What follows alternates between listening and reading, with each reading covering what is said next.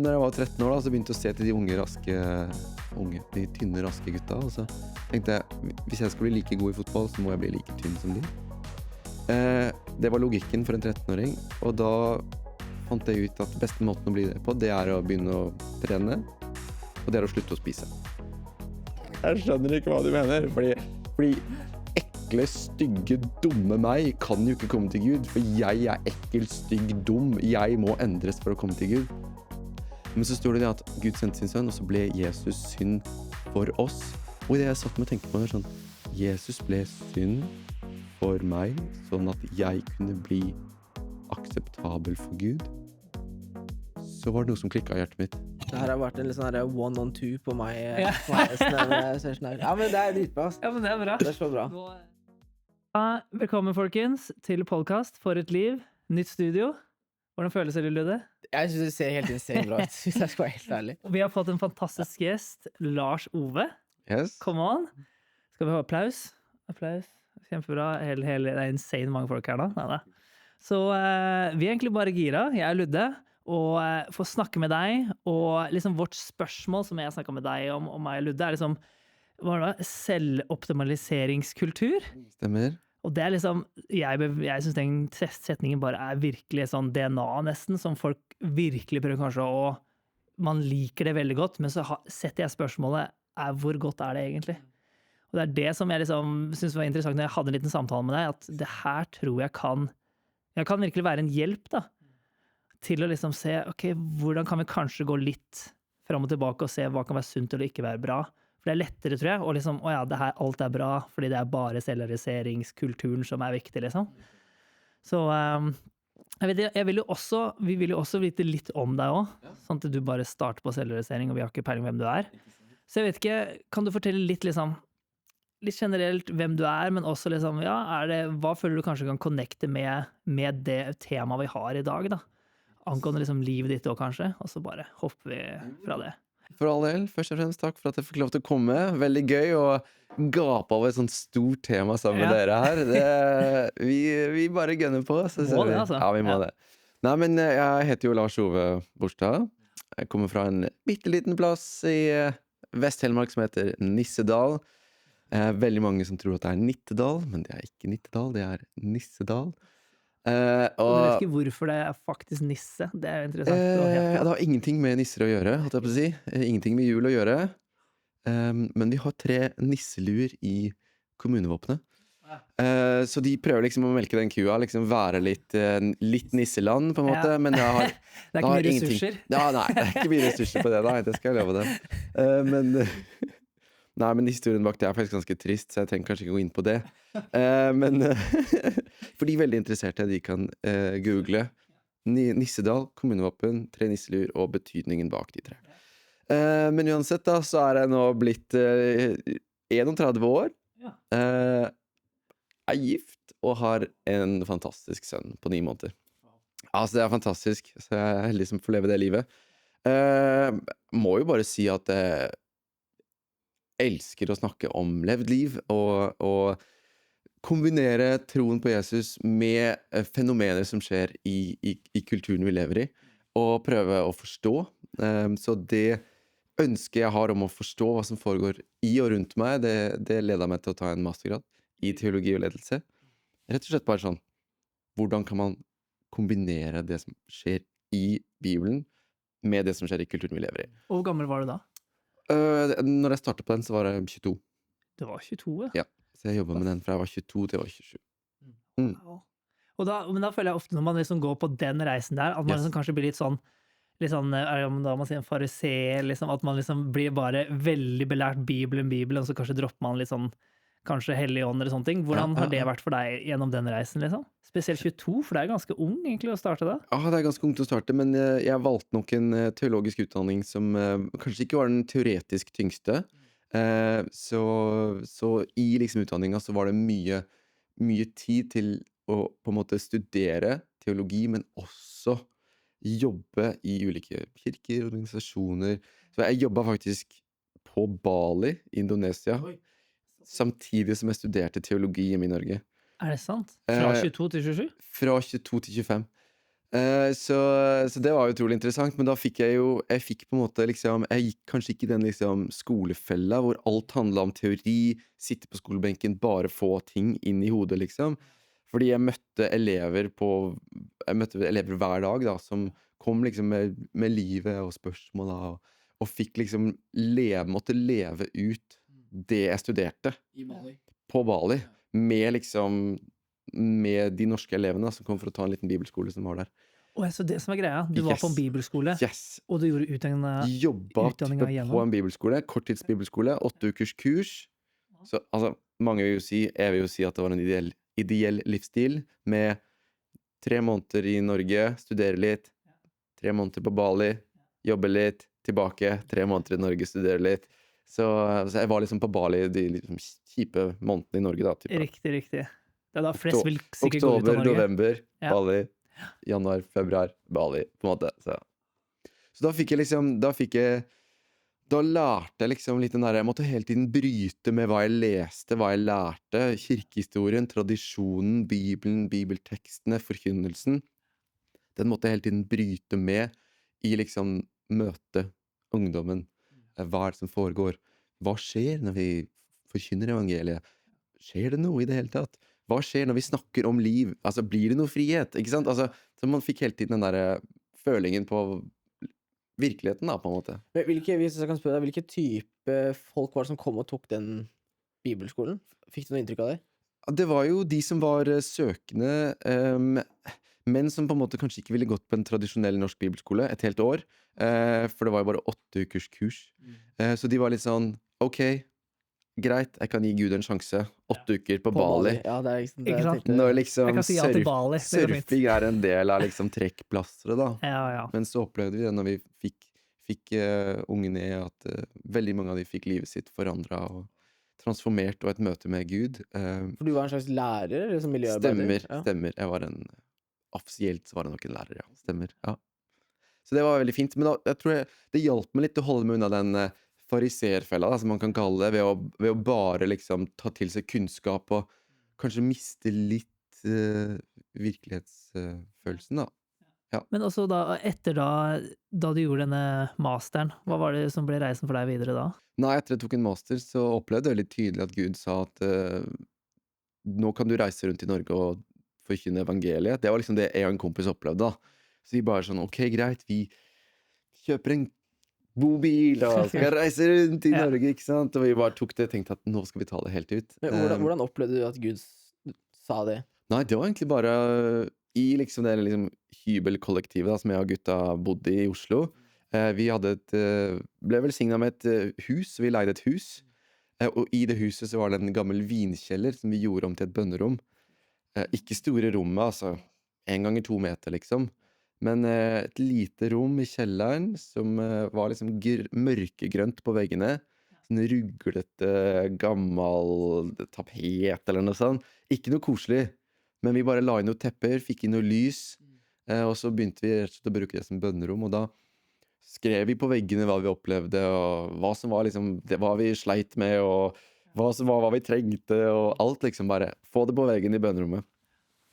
Og det ble liksom en vane for meg og oss da, at vi bare var der enten sammen eller alene, og i en stund jeg hadde der, var jeg bare sitte liksom og spør Gud, nå er jeg jo ferdig med den masteren snart, hva skal jeg liksom, hva vil jeg? Jeg begynte liksom å snakke litt med Gud i det da. Så opplevde han liksom bare, nå kan du, hvis du vil, så kan du reise rundt og forkynne evangeliet i Norge. Og det er bare en tanke du får? Eller? Det var liksom bare en tanke, det var ikke noe liksom, det sto ikke på veggen, det var ikke noe, det kan ikke forklares på en annen måte enn at det var liksom følelsen av en indre stemme, følelsen av en indre liksom... Litt dypere stemme kanskje også? Ja, liksom dypere stemme, en tanke med litt vekt på liksom. Ja. Og så har det jo sånn at 2 uker senere så ble jeg ringt opp av nestlederen i Ungdom i oppdrag, som ringte og spurte om jeg og kompisen min hadde lyst til å være med og reise rundt i Norge og forkynne evangeliet. Og for de hadde hørt om dere random fra før? Ja, det tror jeg var gjennom noen venner via. Men ja, det var hyggelig å høre. Men da gikk på en måte opplevelsen jeg hadde med at Gud sa jeg kunne reise rundt, gikk på en måte sammen med en åpen dør. Og da når den åpne døra kom, så var jeg ikke i tvil. jeg tror dette det neste steget for min del.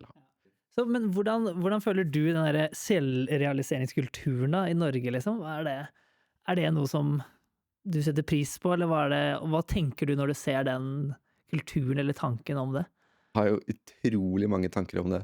Jeg må bare si, det som fikk meg til å liksom tenke over det her, det var at jeg sto hjemme en lørdagskveld, gjorde oppvasken, type rundt 7,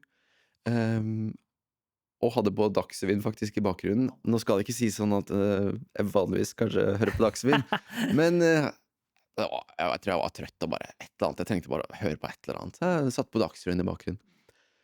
Og så liksom midt på Dagsrevyen så kommer det opp en reportasje av en ung gutt på 26 år gammel som ønsker å leve, han ønsker å optimalisere livet sitt, ønsker å bli den beste versjonen av seg selv.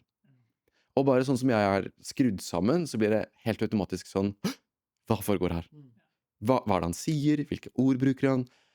Hvorfor bruker han de ordene? Hva det han gjør? Altså, hva det som skjer her? Så jeg liksom bare kastet fra meg alt jeg hadde, og ble liksom tatt inn i en 5 minutter lang reportasje om denne gutten.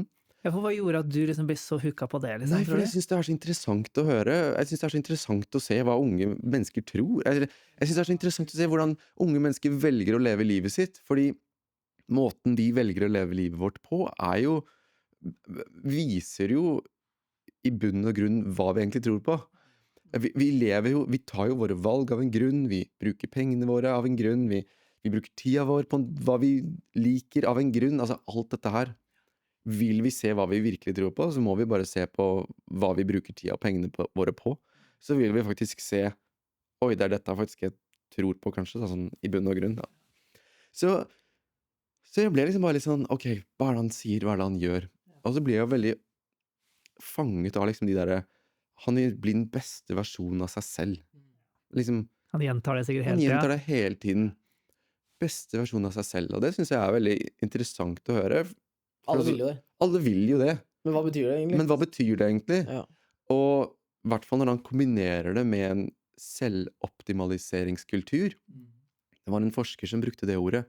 Ja, vi ser en selvoptimaliseringskultur og en selvoptimaliseringstrend blant unge, der det handler om å optimalisere alle områder i livet.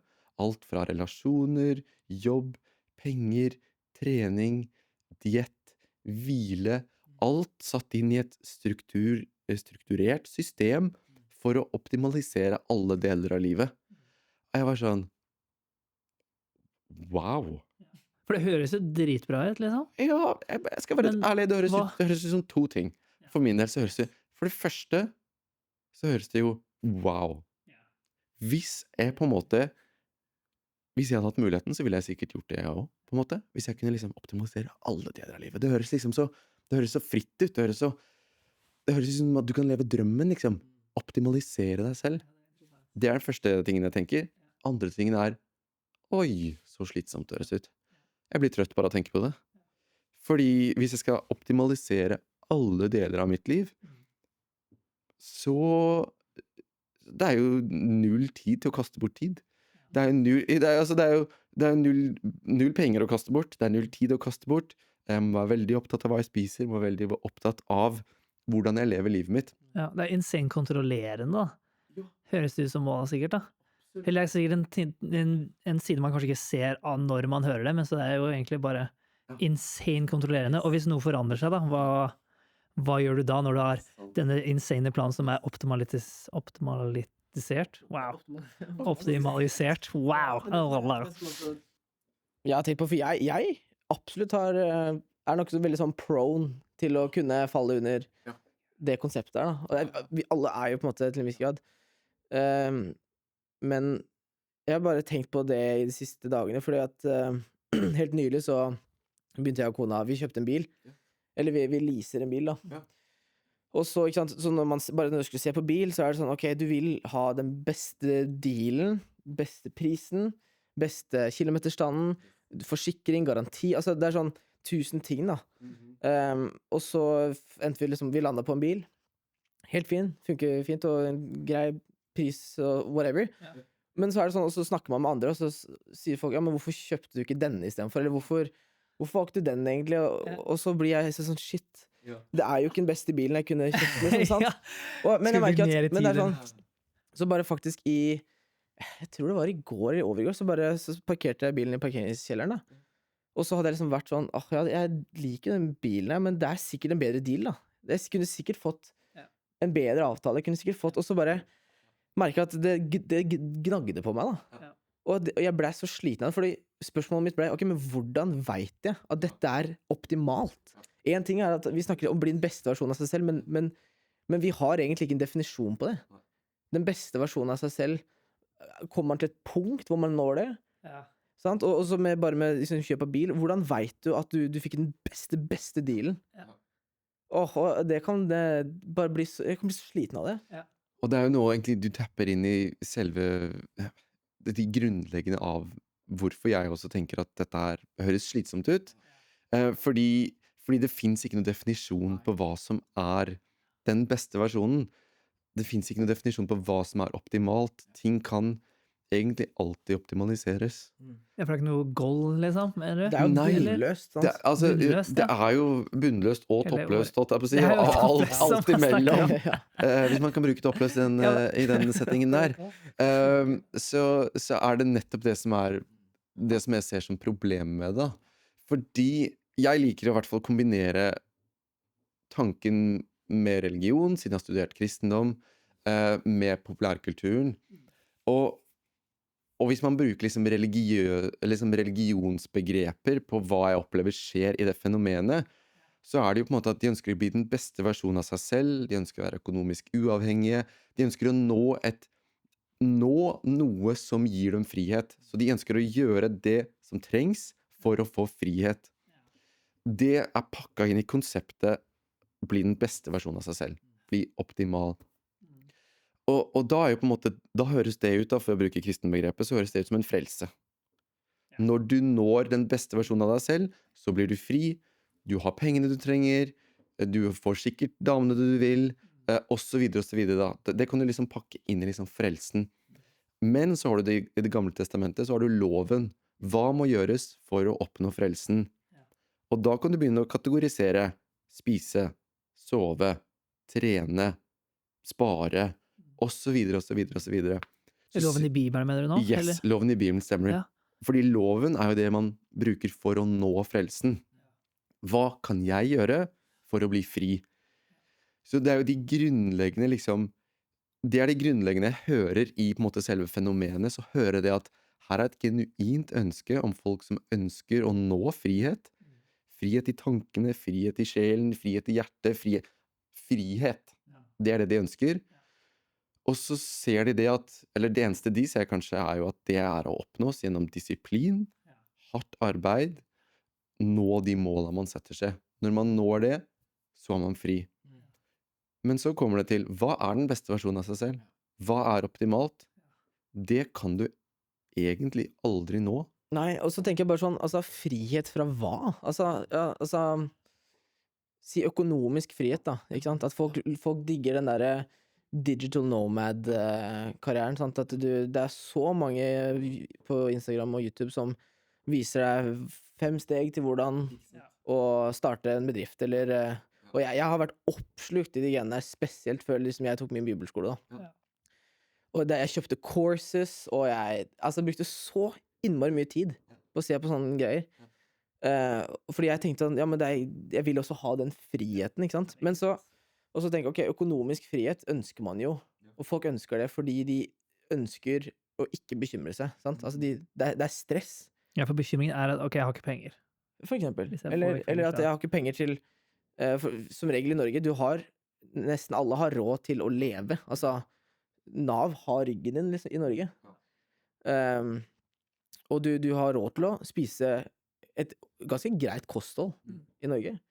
De fleste har råd til en Yaris, liksom. Og så alt det er på plass i Norge, men så er jo obviously noe mer.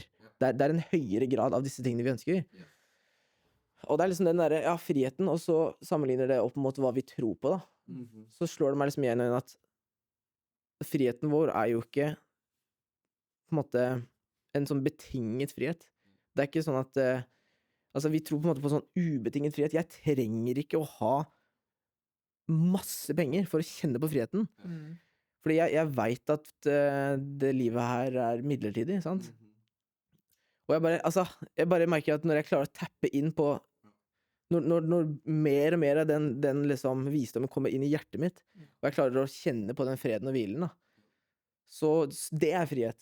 Ja. Det er det jeg bare unner disse folka å få kjenne, da. De som er på den reisen og strever etter penger og utdannelse og kropp og alt sånt, fordi det er noe vi alle dras mot. Ja. Men igjen da, når folk sier at de ønsker økonomisk frihet, så er jo egentlig roten av det bekymring.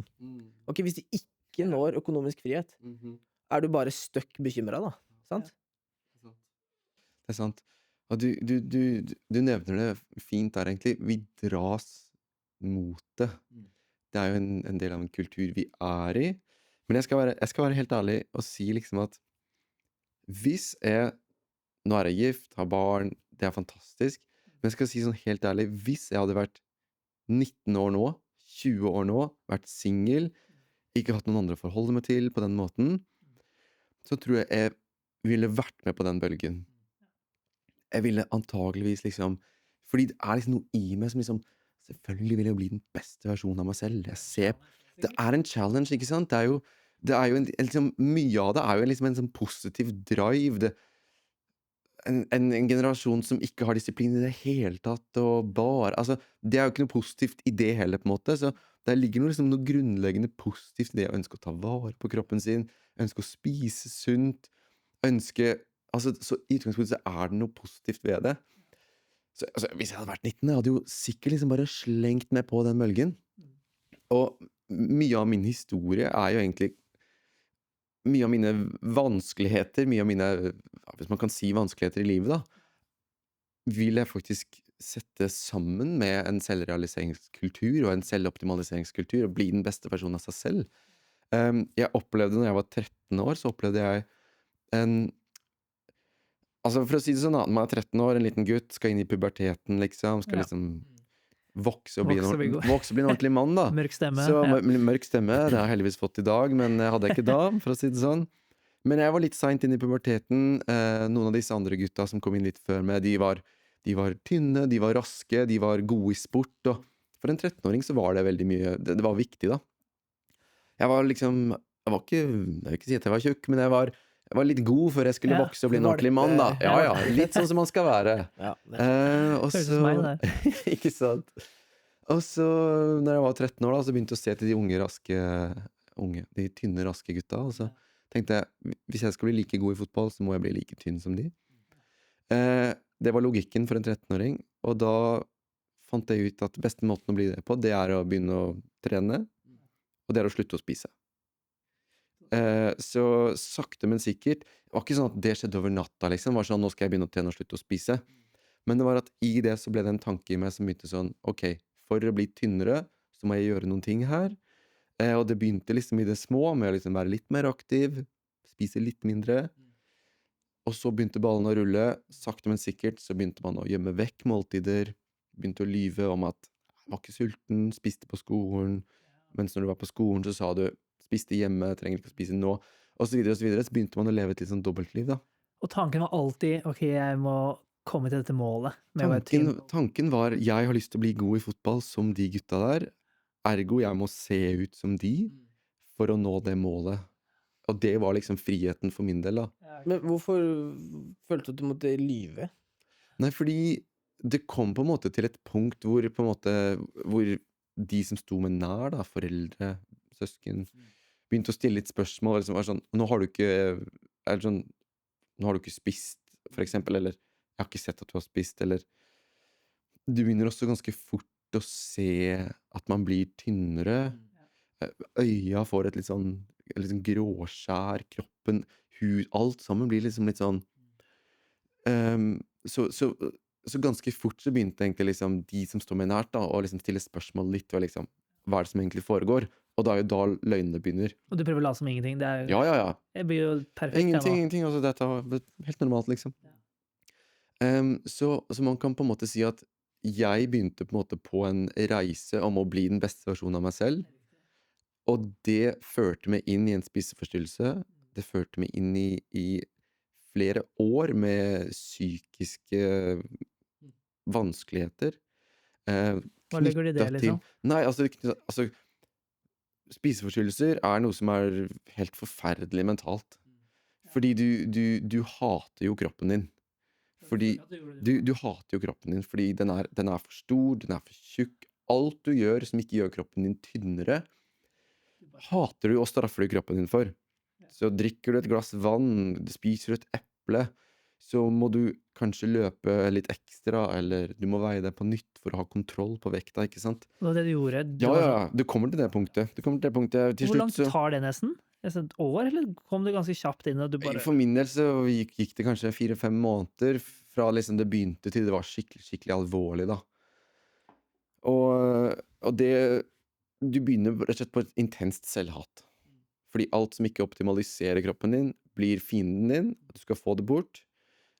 Sitte stille i en stol, for eksempel, og se på TV. Oi, du kom til det. Forferdelig. Ja. Men du må i hvert fall stå i det minste. For du må forbrenne. Så beina må gå. Ja. Du må liksom forbrenne hele tiden. Da. Så sånn sett så er det mye av det optimaliserende, da. Ja, for det er positivt i ditt hue, Ja.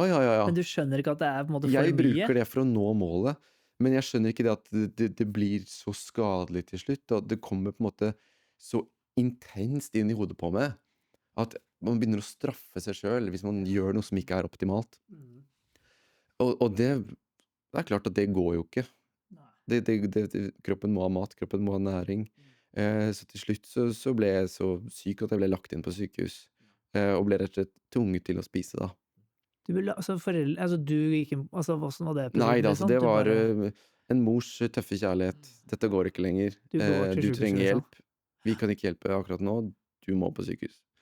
Men selvfølgelig, mamma, jeg blir med, men vi trenger hjelp. Så det var rett og slett en mors tøffe kjærlighet, altså, vi trenger å snu dette her. Men du følte sikkert, nå hater du meg enda mer, altså du bare var helt vrang, eller ble det at du skjønte litt, ok, Det er jo nesten som at man har stemmer i hodet, da, på liksom at du skjønner liksom ikke helt Du skjønner ikke at en mor gjør det ut av kjærlighet for å hjelpe, redde, ikke sant? elske.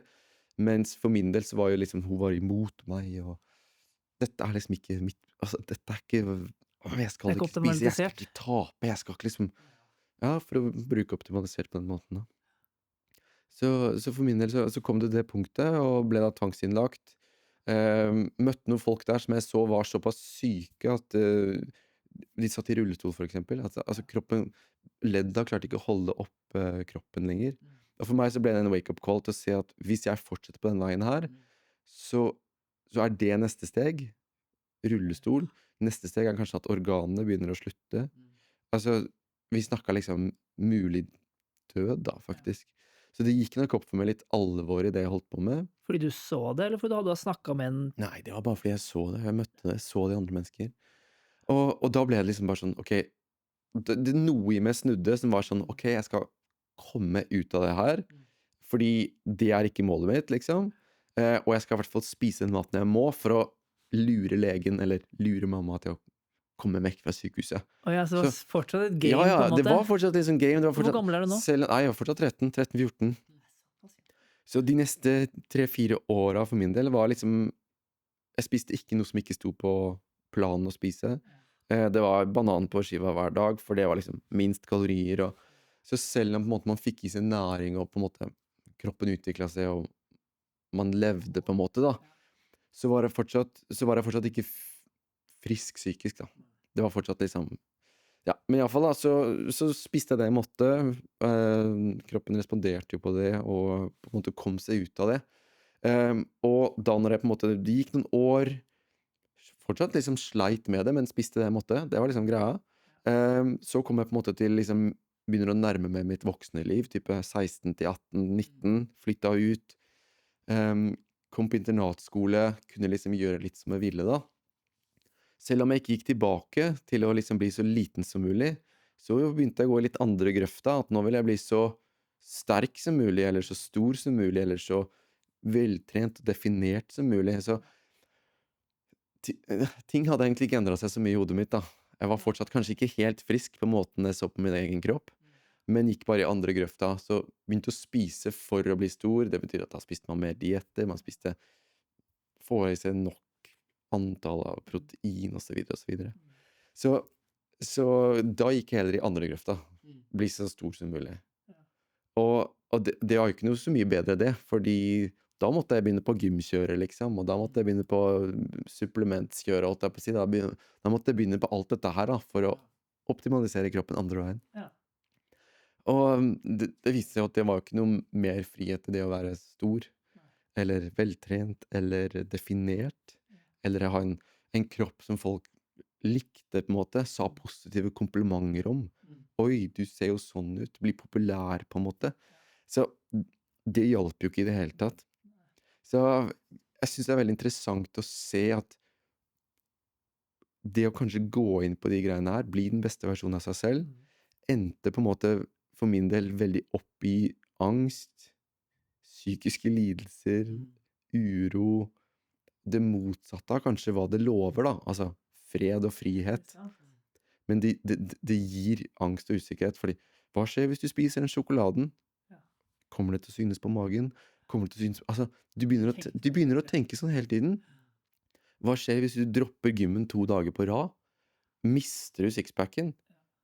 Altså, du tenker ikke over hvor syk du er når du tenker sånne tanker da. Men når du er i de tankene, da tenker du at det bare er optimalt? Du bare tenker at du gjør det bare dritbra fortsatt, at du er på hugget, liksom? Ja, men altså, du mister jo på en måte din mål og mening på en måte da. Reisen du begynner på, målet du setter det, du mister på en måte litt det fokuset, fordi For det finnes ikke noe mål, det finnes egentlig ikke. Altså, når du har fått den sixpacken, da skal du ha den enda mer definert, eller da skal du ha lavere fettprosent, eller, ikke sant? Altså, målet eksisterer jo ikke. Fordi du kan alltid ta det videre. Det finnes alltid noen som har tatt det lenger enn deg. Ja, det er helt sant. Og vi nevnte på en annen podcast-episode, tror jeg, men sånn Jordan Peterson har et konsept han kaller for shadow self, på en måte. Altså, alle har en utgave av seg selv som man ser at kan være optimal. Og bare et annet funny eksempel jeg kom på nå er, for eksempel, jeg spiller frisbee-golf, og jeg i forhold til hvor mye jeg har spilt, så er jeg egentlig ikke så god, tror jeg. Men, burde vært bedre, ikke? Jo, egentlig. Det er ikke helt optimalt. Men poenget av det som jeg har merket, det som jeg bare har tatt meg så skjærlig når jeg spiller frisbee-golf spesielt, da, er at for, ikke sant, hvis jeg spiller den samme banen mange ganger, så har jeg liksom noen hull hvor jeg vet jeg har hatt noen skikkelig bra kast. Sånn 1 av 50 kast på liksom, det hullet er dritbra, og da vet jeg at ja, men jeg får jo til det, for jeg har gjort det før.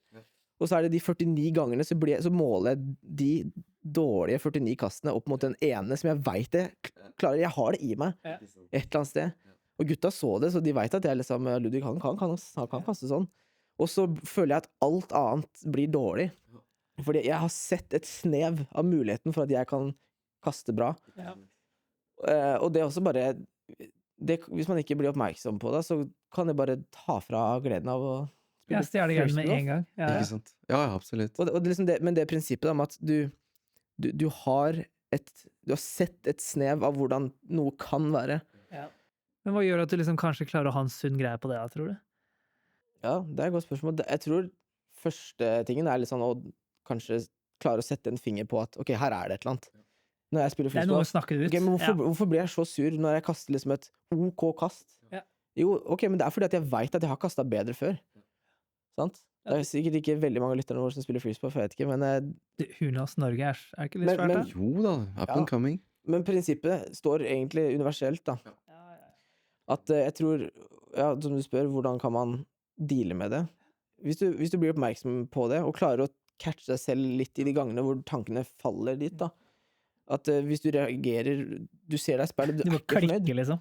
Ja, vi har alle vært der, liksom. Men du ser deg i speilet, og du er ikke fornøyd.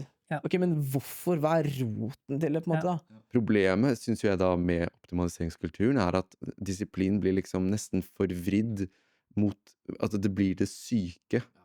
Og det blir egentlig ikke det blir ikke disiplin til slutt, du blir slave. Du gjør det egentlig ikke for disiplin sin skyld, men du gjør det for den tingen sin skyld, at den er selvoppfyllelsen, da.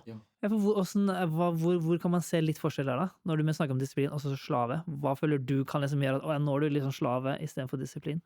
Ja, nei, for det er jo jeg tar det jo til mine eksempler i mitt liv, da, at jeg ser jo på en måte at disiplinen og det å gjennomføre de tinga til slutt I starten så var det disiplin, på en måte, men til slutt så ble det psykiske lidelser som sier at dette må du gjøre for å oppnå det. Og til slutt altså gjør du det ikke ut fordi du har lyst til å gjøre det ikke. Du blir rett og slett slave til dine egne tanker, slave til dine egne mål. Følg dette programmet, så når du dit du vil. Og da kommer det kommer til et punkt hvor du på en måte du blir rett og slett slave av hele av målet ditt, rett og slett. For meg så høres ikke det så gærent det du sier nå, liksom, på en måte heller. Hvordan kan du forklare til at hvordan vet man at det blir en sånn slave, liksom? Er det fordi du bryter deg selv ned da, ja? Ja, vi kan for eksempel ta den videre da i mitt liv, fordi nå, vi snakker om en mentalitet, vi snakker om en måte å tenke på. Det er jo basically det vi gjør. Og når jeg hadde opplevd det i mitt liv, så når jeg var 18-19, så begynte jeg å gå til kirken. Og kirke tenker liksom, her er det frihet å få, her er det hvile å finne, for min sjel, for mitt hjerte, for mitt sinn. Det er det jeg ville tenke. Så jeg begynte egentlig å gå dypere inn i Bibelen, og gå til kirken. Problemet når jeg kom til kirken, var at mentaliteten min var den samme. Så jeg kom til kirken med hvordan kan jeg optimalisere meg selv innenfor kirkens rammer. Ja, og bli pro, liksom? Og bli pro-kristen. Se bra ut, ha den riktige stilen, ha den riktige stilletiden på morgen, lese Bibelen så mye, synge de riktige sangene, altså, hvis du skjønner litt hva jeg mener da, at kirken ble på en måte rammeverket der hvor jeg kunne selvrealiseres, optimaliseres på mange måter da. Så jeg kom til kirken med liksom, hva kan jeg gjøre her for å bli fri? Fordi min historie hadde jo ledet meg til psykisk ubehag, i den forstand at jeg hadde jo angst. Man var jo veldig usikker på sin egen kropp. Man hatet jo egentlig sin egen kropp. Jeg gjorde det fortsatt, selv om kroppen begynte å se frisk ut. Så tankene mine, angsten rundt det altså, det var ikke hvile da, for å si det sånn. Det var ikke hvile. Det er så interessant, for det er sånn to verdener. Det er sånn synlig, du ser dritbra ut, men så bare inni deg så er det bare krise. Yes, hva du tenker om det selv, det er akkurat det du er. I stedet for motsatt, at sånn du ser ut, det er sånn du føler deg innvendig. Heldigvis så tror jeg at det finnes frihet for det her da, og jeg tror at det hjelper å snakke om det. Jeg tror at det hjelper å gjøre seg klar over hva man tenker, fordi i en stor grad, tror jeg, altså, selvoptimaliseringskultur påvirker også kristne så mye. Vi er fisker som svømmer rundt i et basseng, kulturen vår, og det påvirker oss mye mer enn det vi er klar over. Så for min del så påvirket det meg når jeg gikk inn i kirken også. Jeg ble profesjonell kristen, men jeg merket at når jeg kom inn i kirken og begynte å liksom gå i gradene, få lovsangsposisjon, eller fikk lov til å forkynne, eller hva enn, så fikk jeg lov til å liksom utad ha det bra. Men så opplevde jeg fortsatt, altså det var ikke noe forskjell på angsten min, det var ikke noe forskjell på tankene mine om meg selv. Jeg fikk på en måte bare flyttet det fra gymmen til prekestolen, på en måte. Men selv om du leste Bibelen og liksom... Yes! Det er så interessant. Det er nettopp det der. Og det førte jo meg egentlig litt sånn, det førte meg inn liksom midten av 20-åra, så ble det litt sånn identitetskrise for meg. For jeg følte at det jeg leste i Bibelen ikke stemte overens med det livet jeg levde. Fordi den freden Jesus snakker om i evangeliene, den hadde ikke jeg. Og det begynte å gnage på meg. Det begynte å gnage på meg, fordi jeg tenkte fortsatt, hva kan jeg gjøre for å få det her? Hva kan jeg gjøre for å få det her? For å få hva da? For å få freden som Jesus snakker om. For å få friheten som Bibelen snakker om. Og du har jo ikke frihet, men du sier det hele tiden sikkert. Som at det er der. Jesus sier, kom til meg, alle dere som strever og bærer tunge byrder. Hos meg skal dere få hvile ut. Og jeg er bare sånn, ja, jeg leser det, men jeg finner den ikke. Jeg opplever den ikke. Jeg kan si det. Jeg kan fint forkynne det her. Jeg kan fint dele det med andre. Men personlig i mitt liv så har jeg ikke smakt det. I personlig i mitt liv så tror jeg egentlig ikke på det. I personlig i mitt liv så har jeg ikke tatt imot det. Fordi mentaliteten min var fortsatt, hva kan jeg gjøre for å få det her? Og det som var, da snakker man, hva kan jeg gjøre? Det er jo det menneskehjertet lengter etter. Hva kan jeg gjøre? Det er det religionen gir svar på. Hva kan jeg gjøre? Hva kan jeg gjøre? Hva kan vi gjøre for å få? Hva kan vi gjøre for å oppnå frihet? Det er religion. Og så er det jo det som er med evangeliet, at det er jo snudd helt opp ned. Hva har Jesus gjort for at vi kan ta imot, for at vi kan få? Så mentaliteten jeg kom inn i kirken med, som var hva kan jeg gjøre, blir jo helt feil i møte med kristen tro, i møte med Jesus, i møte med evangeliet. Fordi evangeliet sier jo at Jesus kom og døde på korset for oss, for at hver den som tror på han ikke skal gå fortapt, men ha evig liv. Altså alt evangeliene snakker om ta imot det Jesus har gjort. Det så motkulturelt fra selvrealisering, selvoptimalisering, bli den beste versjonen av seg selv, fordi i den kristne tro så handler det rett og slett bare om å ta imot. Og det det som, det så motkulturelt, det så opp ned, og jeg skal si det tok en del år for min del, men jeg bestemte meg, uansett hva jeg gjør, uansett hva jeg har gjort, uansett hvordan jeg føler meg, uansett min psykiske tilstand eller lidelse eller hva enn liksom, jeg skal ikke slutte å lese Bibelen, for jeg tror at Jesus veien, sannheten og veien, og jeg kommer ikke til å gi meg før han viser at han det. Så jeg fortsatte å gjøre det, og så kom det til et punkt hvor ting begynte å snu litt for meg. Så jeg tror for min del at det tok bare litt tid før mentaliteten min endret seg. Og det fordi mennesker rundt deg, eller Bibelen? Nei, jeg vil faktisk si at det hadde mest med Bibelen å gjøre. At jeg liksom tok den, leste hva den sa, og brøt litt med det. Hva du sier liksom? Altså, jeg tror at det sant. Jeg gir meg ikke før jeg får det du har, liksom. Og da endret det seg fra, for min del nå, så kan jeg si at nå kommer jeg ikke til Jesus med hva kan jeg gjøre for å få det du har? Hvordan kan jeg gjøre alle disse tingene for å få noe? Men jeg kommer til han, takk Jesus for at du har gitt meg friheten, da du døde på korset for meg, og jeg kan ta imot det du har gitt. Og i det øyeblikket, i det du begynner å ta imot i stedet for å prøve å få, da kom freden, da kom hvilen, og da skjønte jeg at nå jeg fri fra å måtte klatre den stigen for å bli noe. Så skjønte jeg, ok, nå jeg fri, nå kan jeg ta det imot, og nå jeg fri til å leve livet mitt. Så nå jeg fri, ikke nødvendigvis fri til å begynne på selvoptimaliseringskjøret igjen, men nå jeg fri til å trene.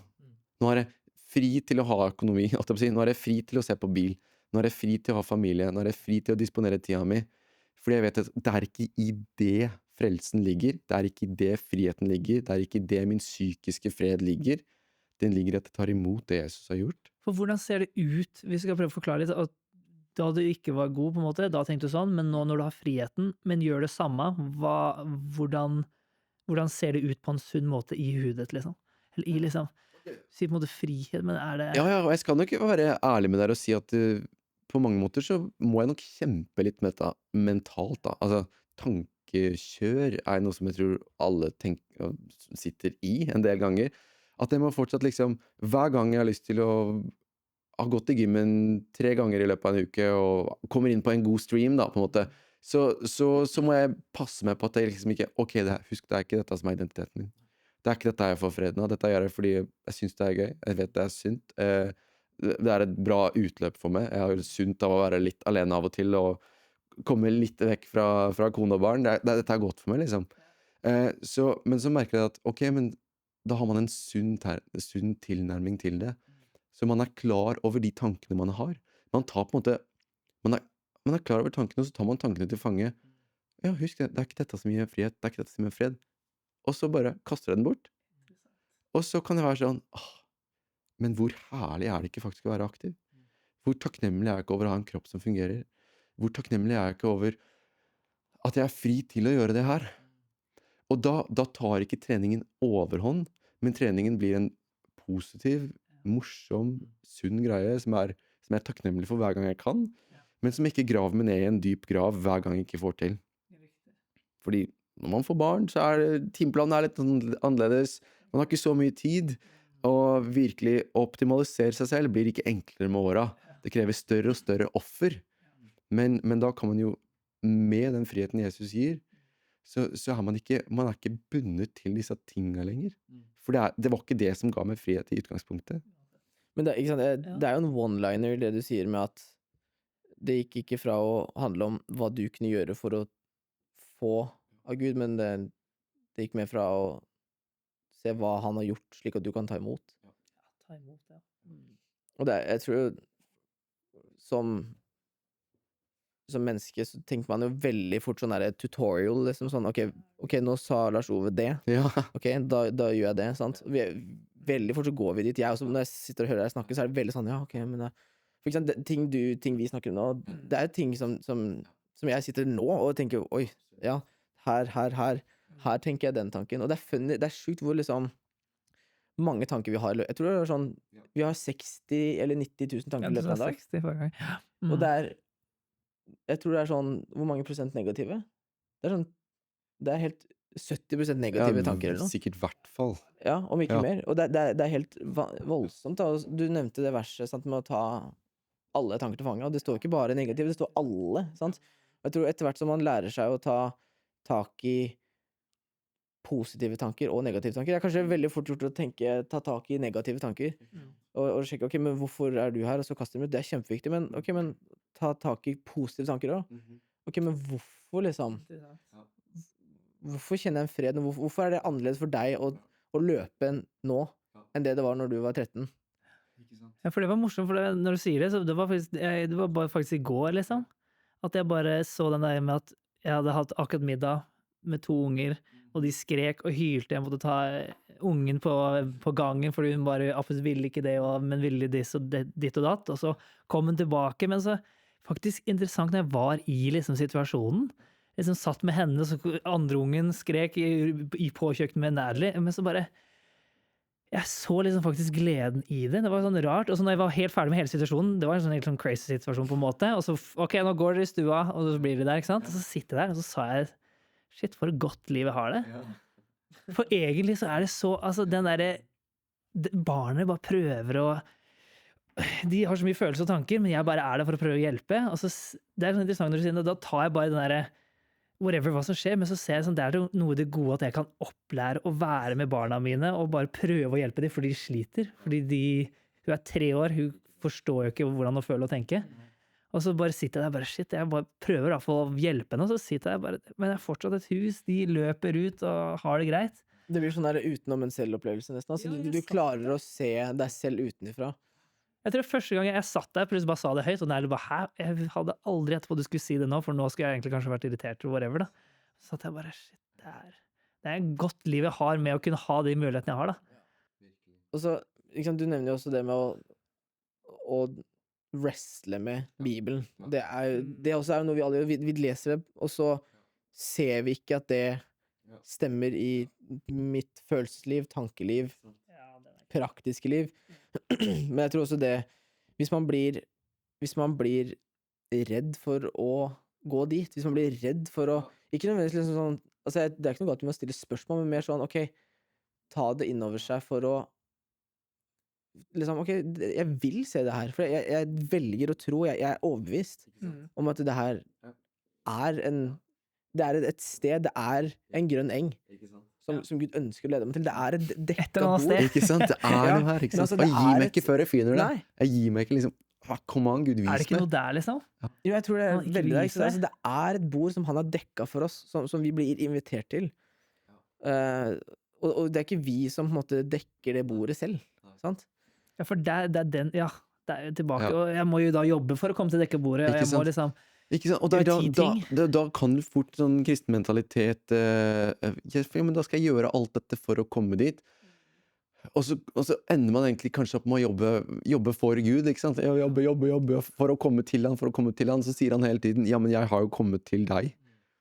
Kan du bare ta imot det jeg har gitt deg? ja, for du leser, sa du, bare det gjorde at det klikket liksom, i hvert fall sakte, men sikkert. Jeg skal prøve å liksom forklare det litt sånn teologisk, da, sånn som jeg har forstått det, i hvert fall. Da. Come on, teologen, let's go. Ja, teologisk er jo og Bibelen kan jo være skrevet på litt sånn vanskelig språk av og til, og bruke litt begreper som ikke nødvendigvis gir helt mening. Og selv om jeg hadde lest den mange ganger, så hadde jeg åpenbart ikke forstått det, og man skal ha ydmykhet på det å forstå noe som helst. Men vi må i hvert fall våge å tro da, det han sier. Og det står det at han som ikke visste av synd, gjorde Gud til synd for at vi skulle bli rettferdige ved Jesus Kristus, står det. Og så er det liksom, dette er jo min sikkert parafrase akkurat nå, da. Det er ikke sikkert at det er nøyaktig sånn, jeg har ikke den foran meg akkurat nå. Men for å bruke de begrepene da, synden jo det som på en måte synden var jo det som gjorde at jeg sleit med all denne angsten og min tendens til å ville komme til Gud og liksom min tendens til å liksom hva kan jeg gjøre for å få var på en måte synd i meg som på en måte bare en god lengsel, men som bare ble drevet over alle vinder og heier. Og som bare liksom festet sitt håp i å klare det på den måten, festet sitt håp i å klare det i kroppen, festet sitt håp i å klare det på kirken, festet sitt håp. Så merker jeg liksom, det var jo på en måte synd i meg som avla angst og uro og usikkerhet når det kom til min egen kropp, og så videre, og så videre. Og så skjønte liksom ikke jeg det. Jeg tenkte liksom at jeg må komme til et punkt hvor jeg kan bli kvitt denne synden for å komme til Gud. Så det på en måte, vi vil jo ha Gud når man hører at Gud er kjærlighet, når man hører at Gud er godhet, når man hører at Gud er alt man lengter etter. Har jeg hørt 1000 ganger, men jeg var sånn, jeg skjønner ikke hva du mener. Fordi ekle, stygge, dumme meg kan jo ikke komme til Gud, for jeg er ekkel, stygg, dum. Jeg må endres for å komme til Gud. Men så står det at Gud sendte sin sønn, og så ble Jesus synd for oss, for at vi skulle bli Guds rettferdighet. Så det har vært en forveksling her da. Jesus ble som oss for å gjøre oss rettferdige ved tro. Ordet rettferdig der betyr tilstanden som er akseptabel for Gud. Så ordet rettferdig på grunnspråket betyr tilstanden som er akseptabel for Gud. Og det jeg satt med å tenke på det sånn, Jesus ble synd for meg, sånn at jeg kunne bli akseptabel for Gud, så var det noe som klikket i hjertet mitt. Så var det noe som klikket, for da, så ved at jeg tror på Jesus, ved at jeg tar imot det han har gjort, så er jeg akseptabel for Gud. Det jeg lengter etter hele tiden da, å bli akseptert. Troen på Jesus setter fri, for troen på Jesus gjør oss rettferdige. Og da var det sånn, og da var det akkurat som at bare alt strev bare datt av. Da var det alt jeg måtte gjøre bare datt av. Så hver gang jeg nå sitter og, men jeg må gjøre det, jeg må til og med lese Bibelen en halvtime når jeg har stått opp, og sånn, faktisk så må jeg ingenting. Fordi troen på Jesus har gjort meg akseptabel framfor Gud. Og fra det stedet så kan jeg leve med fred, med hvile, selvfølgelig gjøre en hel haug med gode ting, og morsomme ting. Altså verden er her for at vi kan kose oss og nyte den og virkelig, men uten den freden da, uten den hvilen på troen på Jesus, at det er nok, så vil vi egentlig bruke veldig mye tid, krefter, energi på ting som egentlig ikke tilfredsstiller. Det er rart man kan bare snakke om den troen, at det er så mange som får en løsning der, det er noen klikk som skjer liksom. Ja, for eksempel, du sier jo nå at når du leste og catchet det, så var det en hjerteting som skjedde, kanskje for et kristent begrep, åpenbaring, sant? Ja. Og det er det som det kan jeg frustrere meg over, sant? Når jeg hører, når du sitter og sier det. Hvorfor får ikke du åpenbaringa, liksom? Hvorfor får ikke, for at, men det er det som jeg skjønner også, jeg tror vi har nevnt det tidligere også på en episode, men jeg har wrestlet da, litt med den tanken om at, ok Gud, jeg skjønner at jeg kan ikke, det er ikke sant, hvis jeg holder en streak med å lese 5 kapitler hver dag i liksom 2 måneder, så liksom har jeg gjort meg fortjent, og det er som du sier, det er bra å lese Bibelen, og du snakker om at det var når du leste dette at noe skjedde, men så det er så tydelig for meg at ok, det er ikke noe jeg kan gjøre, annet enn å på en måte være tilgjengelig for oss. Jeg kan ikke skape en åpenbaring av meg selv, og det synes jeg er irriterende. For jeg kunne... Du har vært veldig flink til det. Det er jo derfor, derfor man legger seg flat for religion og sånne ting, for at du føler i hvert fall du gjør et eller annet riktig. Altså, skal jeg være helt ærlig, det er flere ganger jeg har sittet og hatt min quiet time, da. Og så ikke sant, så synes jeg ofte det er godt å starte med å be, og bare være litt stille, og så veldig ofte så føler jeg ingenting. Jeg er liksom sånn, ok Gud, jeg liksom vil være tilgjengelig. Jeg hører folk sier det er bra at jeg skal prøve å lytte og gi deg liksom rom og tid. Og så sitter jeg der, og så bare er det ingenting. Det er jo sikkert, alle har jo opplevd det. Og så ofte så får jeg den tanken om at, vet du hva, det er bedre om jeg egentlig bare leser Bibelen, fordi at da vet jeg at jeg gjør et eller annet nyttig. Og det er en sånn interessant... Det er prestasjon mer med at du tenker det? Ja, litt sånn at, jeg føler kanskje nå at jeg sitter og ikke gjør noen ting, men jeg vet jo at å lese Bibelen er jo i hvert fall bra, sant? Jeg gjør ikke noe galt, i hvert fall, hvis jeg leser Bibelen, for det det vet jeg. Men ikke sant, jeg ser jo at roten i den tanken jo prestasjon. Det jo følelsen av å gjøre et eller annet for å vite at ok, den halvtimen eller den timen, den var verdt et eller annet. Ja, blir ikke kastet bort. Ja. Det nesten litt samme prinsippet som å løpe en mil og ok, skal jeg legge den ut på Strava, skal jeg ikke legge den ut på Strava, liksom? Og så skal jeg liksom bevise at jeg har gjort et eller annet, da.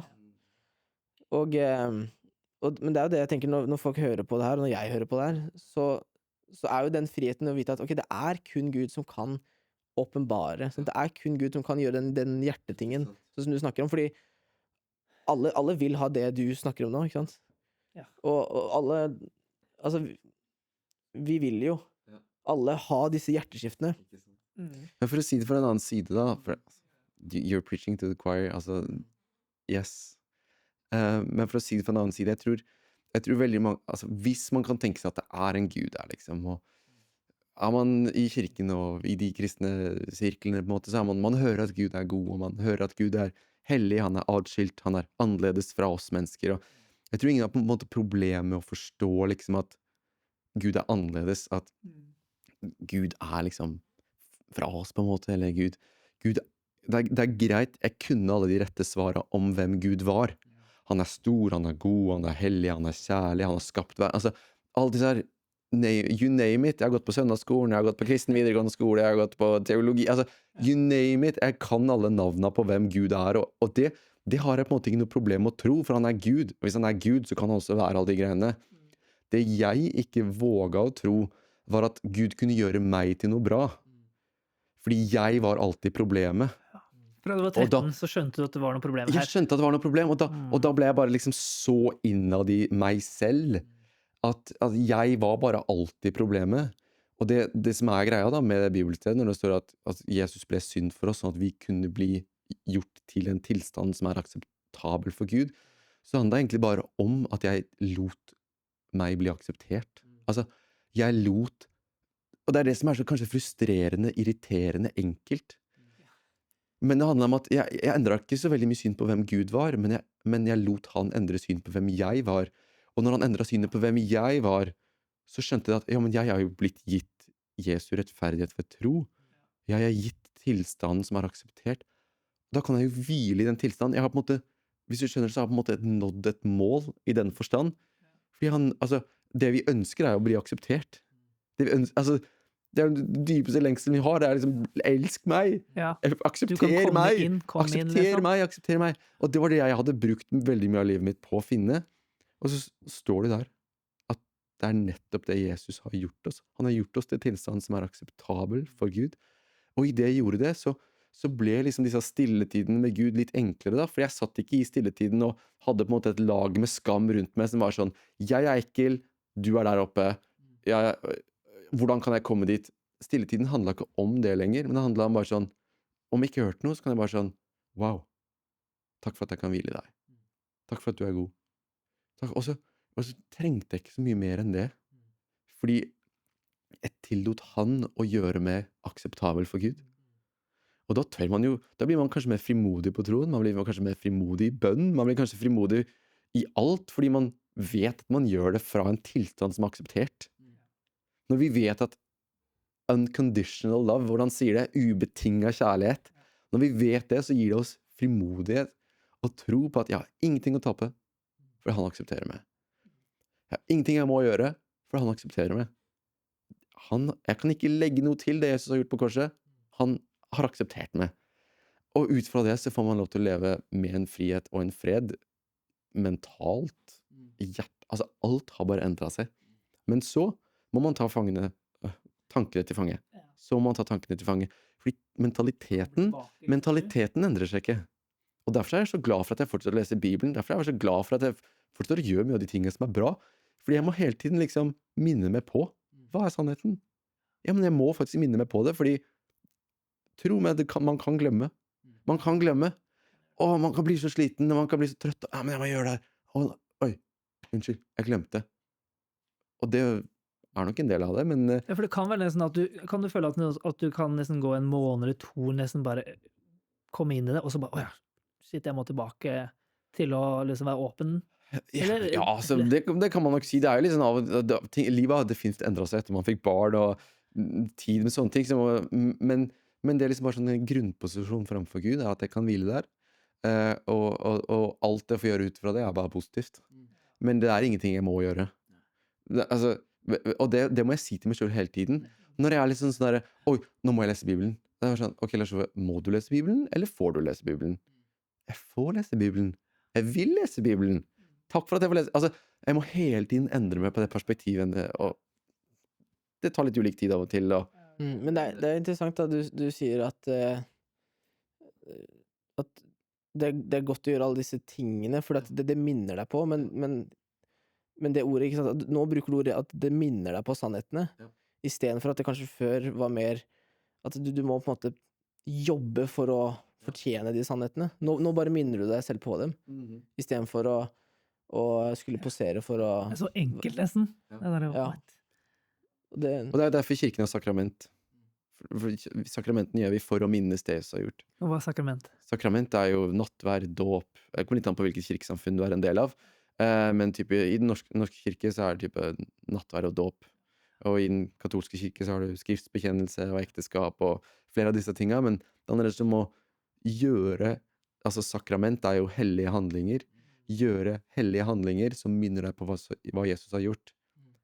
Ikke motsatt. Ikke for å få noe mer på en måte, men rett og slett bare for å minnes. Men jeg tror en tanke som jeg har, som kanskje mange andre har også, er at altså, jeg sliter, det er ikke nødvendigvis et problem å gå og genuint, altså gå i en sånn tro på at jeg er frelst. Nei. Men det er jo mer den der, ikke sant, fordi altså, være akseptert overfor Gud. Ja, når jeg dør, så har jeg den hjerteoverbevisningen at ok, jeg er frelst, det er evig liv, jeg har tatt imot den frelsen, og så er det kanskje mer den der i hverdagen nå, i dette livet nå, hvor det å, ok, men hva betyr det egentlig å være i en akseptert tilstand for en Gud? Og det er på en måte, når du snakker, det er da den freden kan komme inn, det er da den gleden, det er da den kjærligheten. Men så jeg har liksom ikke, det er ikke utfordrende å tenke at jeg er frelst, men det er jo den der, alle disse andre tingene, som kommer inn og lurer deg litt, liksom, mener du? Ja, jeg tror kanskje at jeg tror selvfølgelig at du kan liksom du kan på en måte selvfølgelig si at man tror det, og jeg tror man sammen er frelst. Tror man sammen er frelst. Hvil i det. Tror man sammen er frelst. Ikke prøv noe mer, liksom. Ja, og det er helt vilt. Altså, alt med Gud er crazy. Han er bare crazy. Han er for god til å være sann, måtte jeg si, men så er han sann i tillegg. Det er det som er så sykt. Ja, men det er jo enda bedre. Ja. Men at du har den derre, men at du liksom virkelig våger å tro at du er akseptert her og nå. Veldig mange tror jeg leder sånn, ja, Gud, jeg tror på deg, så når jeg dør en gang, så kan jeg gå inn i evigheten med deg, og alt kan være bra. Men det er ikke sånn jeg opplever det. Jeg opplever at det han har gjort for meg, det gjelder her og nå. At jeg kan gå i Jesu rettferdighet her og nå. Jeg kan gå som akseptert, jeg kan gå som fri. Jeg kan gå som, altså for å si sånn da, kampen mot synden er egentlig over. Så altså, han har gjort meg, han ser på meg, og så kaller han meg Jesu rettferdighet. Og det er ganske sykt å tenke på. Det er helt vilt, det gir ingen mening. Fordi hva har jeg gjort for å få, altså ingenting. Og du har fått en tro, er ikke det man sier da? Du har fått troa, du har fått rettferdigheten, du har fått en ny natur, står det i Bibelen, altså alt dette har du fått da. Og det er jo provoserende, det er jo kjempeprovoserende, jeg vil jo gjøre noe, men nei, jeg kan ikke. Og det er liksom da, han har liksom på en måte tatt synden ut av oss. For det er den der upside down kingdom. Ja. Det er det du snakker om her, husker du sa en gang fra Bible Project. Det er sånn at du skjønner hvorfor vi er jo skapt til å gjøre noe, egentlig. Og så sier han, men det er et annet konsept han har egentlig lagt i oss. Og jeg tror det er det selvoptimaliseringskulturen liksom treffer spikeren egentlig midt på hodet da, for den appellerer til det der, yes, hva kan jeg gjøre? Hva kan jeg gjøre? Og du kan gjøre så utrolig mye, og vis meg nøyaktig. Vis meg nøyaktig. Det er akkurat det israelittene hadde med loven. Vis meg nøyaktig hvordan jeg kan bli frelst. Og så er det noe helt annet evangeliet gir oss. Så det er mitt liksom hjertebank nå, da, føler jeg, og som Galaterne 5.1 sier, at til frihet har Kristus frigjort oss. Til frihet, ikke for noe, liksom, ikke for å gjøre noe som helst, bare til frihet. Rett og slett for å være fri, har Kristus frigjort oss. Stå derfor fast, og la dere ikke komme under trelldommens åk, står det i min. Altså, og trelldommens åk her er jo loven, ikke sant? Så til frihet er vi frie. Stå fast. Ikke gjør så mye annet enn å bare stå fast. Og ikke la dere komme under noe dum filosofi, ideologi, isme, hva enn. Kan man oversette til mer moderne språk, da. Ikke kom under selvoptimaliseringskulturen for å bli noe du ikke allerede er. Opplever jeg Galaterne 5.1 her som. Dere er frie. Stå derfor fast. Ikke la dere komme under noe rar filosofi som lurer dere til å gjøre noe annet. Og for min del da, så blir det så utrolig spennende å fortsette å lese Bibelen. Og fortsette å se på hva som skjer i kulturen. Fordi kulturen er jo ikke den at kulturen bare har feil. Kulturen vil jo liksom finne ut av noe. Den vil jo fremover. Den vil jo... Men du må liksom... Den søker noe. Den søker noe, den lengter til noe. Men så må vi gi den nøklene da, av hva evangeliet er. Og så må vi, som kristne, vi må hjelpe hverandre til å simpelthen bare stå fast. Og ikke la oss lure. Ikke la oss rett og slett lure vekk fra hvem vi allerede altså, ta tankene, som du sier noen ganger. Ta tankene når du catcher at nå hopper jeg på det her. Er dette her noe som Bibelen, eller i hvert fall Gud, forteller om er sunt eller godt, eller er det frihet i det? Eller er det da slaveri, eller hva man kaller det, den der perfeksjonisme? Den Og så synes jeg det er litt sånn kult det du snakker jo ikke nå om ikke gjør bra ting, altså ikke, vi snakker jo for all del ikke om ikke les Bibelen, ikke låsing, ikke løp, ikke tren, men det er som du sier, det er en helt annen hjerteposisjon da, for å bruke et litt sånt begrep. Men jeg husker jeg hørte et klipp av Jordan Peterson. Jeg hører litt på han, hvis det ikke er noe hemmelig. Gjør du det? Hvis det kunne jeg ikke tenkt. Men han snakket om det med å skuffe seg selv, da. Altså, vi er kanskje, altså, jeg er nok den personen som jeg skuffer, jeg og kona mi, dessverre, er nok de personene jeg skuffer oftest. Altså, for det er så mange ting jeg vil, sant? Altså, og så lover jeg meg selv ting. Ja, jeg skal gjøre dette, eller jeg skal få til dette, eller jeg skal begynne med dette, eller jeg skal slutte med dette. Og så er det nok liksom alle menneskers erfaring at man feiler så ofte på det.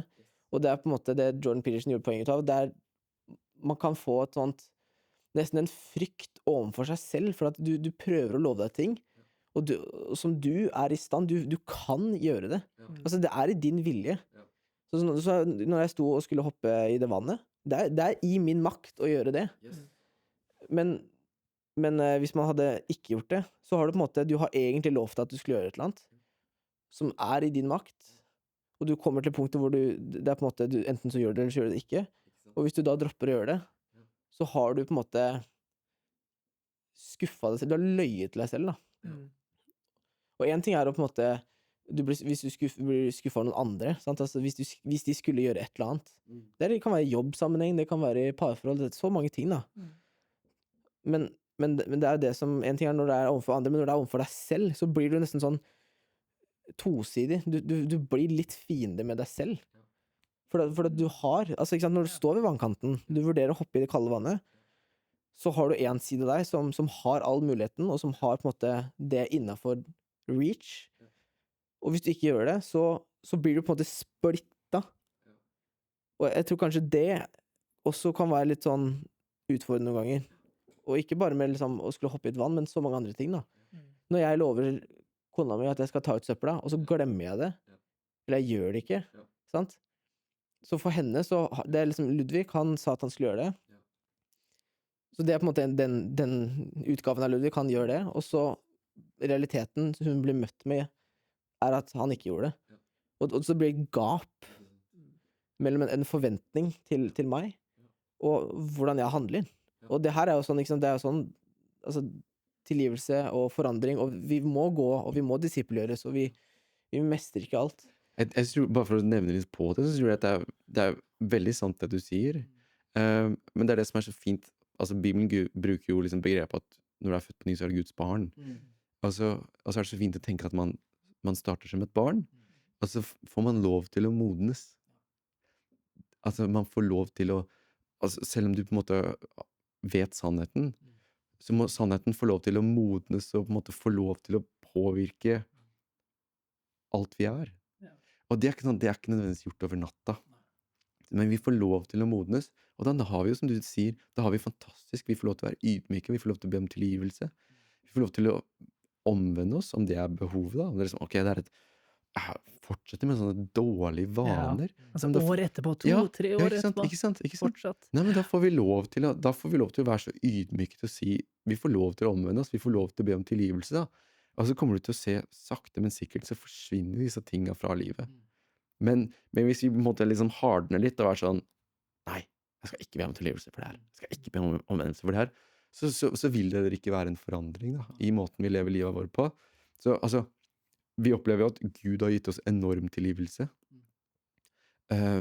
Skal vi ikke da vise det til hverandre og oss selv? Jo, jeg tror faktisk vi kan det.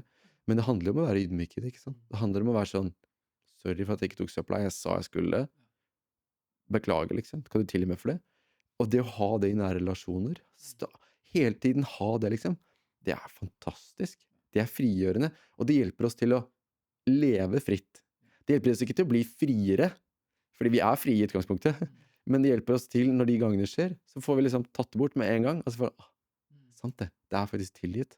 Og det er fantastisk. Og jeg bare tenker på det der verset hvor det står om at liksom, kjærligheten tror alt og håper alt. Og det er det jeg også liksom vet overfor kona mi da, at altså, gjennom ekteskap du får liksom, jeg har bare fått se så mange av disse bibelske prinsippene som du får en helt plattform, arena til å praktisere og øve. Bli gift liksom, ja. Ja, Men, virkelig. I hvert fall så jeg ser jo det, at jeg har en kone som velger å håpe, og velger å tro, at neste gang, jeg må bare legge meg paddeflatt når jeg ikke har tatt søpla, ikke sant? Og den er faktisk full hjemme akkurat nå, as we're speaking. Men Du snakker ut av erfaring right now. Så jeg skal ta den der. Men man opplever jo på en måte for å starte med blanke ark. Ja. Og det er en annen ting jeg har tenkt på, jeg sier bare, det er masse, Ja, men det er fantastisk, det er utrolig hyggelig, Ludvig, Men, og jeg er jo liksom, man må bare være litt ærlig da, men jeg og vi lever jo egentlig i en hverdag med mye input. Altså vi jobber i Ungdom og Oppdrag, og der det er mye taler, det er mye møter, det er veldig mye, så mye vise mennesker, sant? Og veldig ofte når man hører et ord bli forkynt, så er det på en måte en taler som har, det kan være deres hjertesak da, altså hvis de snakker om tilgivelse, så kanskje de har en sterk historie, ikke sant? Og du har gått gjennom en historie, du har gått en reise på dette med selvoptimalisering, så du naturligvis så har du gått noen runder med Gud og i livet ditt, som gjør at du har noe av stor verdi å si på det temaet. Og det som jeg noen ganger kan oppleve, er at hvis det er liksom du hører en tale på søndagen, og så det er et ord, en andakt her, en andakt der, så hører man på en podcast her, en podcast der, så du får liksom en person som har dypdykket i alle disse temaene. Du får disse inputene, og det er liksom, alt er så viktig. Alt det du sier er så viktig, og alt det, ikke sant? Her forleden så hørte vi et kjempebra tale om håp, ikke sant? Og så er det en kjempebra tale om tilgivelse, og hvordan, liksom, hvis du ikke gjør dette, så er det på en måte, du må jo slippe, og ikke sant? Når vi snakker om at vi må catche, og det er helt sant, det er helt viktig, vi må forstå at Jesus har gjort det for oss, ikke sant? Vi skal ikke gripe etter dette. Og veldig ofte når jeg hører sånne mennesker, sånn som deg nå, så er det sånn, det er liksom bare, hvis jeg bare catcher den tingen, og så hører jeg om håp, og så, hvis jeg får tak på det, eller tilgivelse, bare, hvis jeg klarer å forstå det i livet mitt, da bryter et eller annet av, og da, ikke sant? Ja, for det høres ut som det mye må. Ja, jeg må gjøre det, jeg må vokse der. Og så jeg vet jo at det ikke er sånn, og det som er utfordringen, er at alt er sant. Altså, når jeg hører folk som deler masse bra, helt bibelsk, alt er sant, alt er bra, og alt burde være sånn, alt burde være der i livet mitt. Men så er det ikke det alltid, ikke sant? Og jeg tror det også, for meg kan jeg oppleve, har vært litt sånn der tension noen ganger. At jeg fyller med, og jeg hører på masse så bra content, podcaster, whatever. Og så blir man sliten nesten, da. Sant? Ja, det skal jeg være ærlig, det har jeg også vært. Jeg har også vært sliten av det kristne, av den kristne selvoptimaliseringskulturen. Og basically liksom blitt skikkelig sliten av det. Og det er helt forståelig, og det tror jeg er et godt sted å være. Fordi da kommer man faktisk til et sted hvor man begynner å stille seg noen spørsmål. Hva er det jeg egentlig driver med? Hvorfor gjør jeg egentlig det jeg gjør? Hvordan har jeg egentlig lyst til å leve livet mitt? Gud, hva sier du egentlig? Så det hjalp meg til å dra litt i nødbremsen, senke tempoet litt, ta bort egentlig alle de tingene jeg måtte, slutte å høre på lovsang, hver mulighet jeg hadde på ja, men jeg har 15 minutter, jeg må ha på litt lovsang i bakgrunnen. Trenger ikke input nå. Null lovsang i bakgrunnen, altså. Null lovsang i bakgrunnen. Bare la stillheten, la tankene bare komme. Altså, det førte meg til et sted hvor jeg var nødt til å kanskje skrive litt, eller prosessere litt. Hva er det egentlig jeg tenker på? Hva er det egentlig som foregår? Og det hjalp meg da til å faktisk skjønne alt jeg ikke trenger å gjøre. Ja. Var det sånn å begynne å si nei til ting som du egentlig vet du på en måte, jeg burde kanskje være der, eller gjøre det, liksom? Det er noe der, altså. Rett og slett, det er en del av å bli et modent menneske. Rett og slett. Og jeg skal si at etter jeg opplevde å finne frihet i Jesus, så har jeg egentlig gjort mye mindre enn jeg gjorde før. Ja, for det var jo samme det med podcasten med Yngvar. Det var ikke en bok han snakket om, som var på en måte the power to say no, altså, eller kraften i å si nei. Ja, men og det ligger i den kulturen, da. Jeg har ikke lest over det. Jeg har ikke lest den boka, men jeg kom til et punkt hvor jeg tok en voice memo på telefonen min, som er på 1,5 sekund. Voice memoen sier nei. Fordi hver gang folk skulle spørre meg om noe, eller et eller annet sånt, så kunne jeg være dit. Skulle jeg bare høre på den. Nei. Det er tidens kjipeste voice memo. Men det kom til et punkt hvor liksom sånn, ja, men vet du hva, jeg må faktisk begynne å lære meg å si nei til ting. Ta litt ansvar i eget liv, da, er jo litt det man kanskje kommer til. Men den der er stor, faktisk. Det er ikke bare å liksom... Nei, for ikke sant, det er ikke at du sier nei til det. Det er ikke at noen tilbyr meg en joint på gata. Nei. Det er bare sånn, nei. Liksom, Yes. det er jo, Nei, ok. det er jo tilsynelatende, altså det er bra ting. Og det at det er ting man må si nei til, tar ikke noe vekk fra at det er gode ting. Men jeg merker også det, ikke sant? Det er så mye bra man kan være med på. Det er så mye bra å bli spurt om. Folk driver med så mye bra, og de ønsker å engasjere andre. Og vi er så connecta, så det er globalisert da i Norge på en måte. Du kan høre alt, du kan si ja til alt, for det er så lett å connecte. Og så er det jo sånn at livet er hektisk av og til. Du er sliten av og til så må du ha disiplin til å gjennomføre arbeidsdagen, eller hjelpe å ta det skippertaket hjemme, og jeg tror ikke de blir færre med åra og barn, og antall barn som kommer. Det ser jeg bare nå, når vi har fått ett barn, liksom. Altså, det er mer og mer som må gjøres. Men det jeg er veldig glad for, er at jeg ikke må gjøre noe for å finne hvile. Altså, skjønner du? Altså, så nå kan jeg ha en dag hvor jeg opplever at alt krasjer på hjemmebane, og det er grøt overalt, og Otto har bæsja overalt. Altså, jeg kan fint oppleve liksom sånn, nå har jeg i hvert fall ikke tid til å lese Bibelen, jeg har i hvert fall ikke tid. Men så får du bare minne meg på den enkle sannheten om at, ja, men Jesus, du har jo gjort meg akseptabel. Jeg får lov til å hvile i det du har gjort. Og så får jeg lov til å være midt i det kaoset, litt sånn som du nevner ved kjøkkenbordet. Så får du lov til å kjenne på takknemlighet, du får lov til å kjenne på fred, du får lov til å kjenne på åndens frukter, som kommer også i Galaterbrevet. Så du får lov til å liksom leve med realiteten om at den hellige ånd, Gud, er i deg og gjennom deg. Og da er det bare sånn, da kan du sitte i de rareste situasjoner, altså. Som ikke oppleves veldig kristne, for å si det sånn. Men du kan være tilfreds. Og det er fantastisk. For det er jo en grunn til, det husker jeg, folk spør sånn, hva er det som tilfredsstiller? At vi har alltid ute etter tilfredsstillelse. Og ordet betyr jo tilfredsstillelse. Altså, hva er det som stiller vår fred? Hva er det som gir oss fred, da? Bare Jesus. Det er det eneste som kan gi oss grunnleggende, varig fred. Gjennom alt. Men så hvis det går det er en morgen, det er kaos, eller det trenger ikke være kaos, men du får ikke tid til å lese Bibelen. I mitt liv, jeg prøver å legge inn den tiden på morgenen, for at det er logistikkmessig, så bare gir det mening. Og så er det morgen hvor det bare ikke, hvor ting skjer. Men hva er din tankeprosess, liksom, gjennom det? Du nevnte jo litt nå, da. Da er min tankeprosess at jeg kan alltid bare øve på takknemlighet der jeg er. Så selv om jeg sitter og gir babyen grøt, så kan jeg være takknemlig for den muligheten, for det øyeblikket.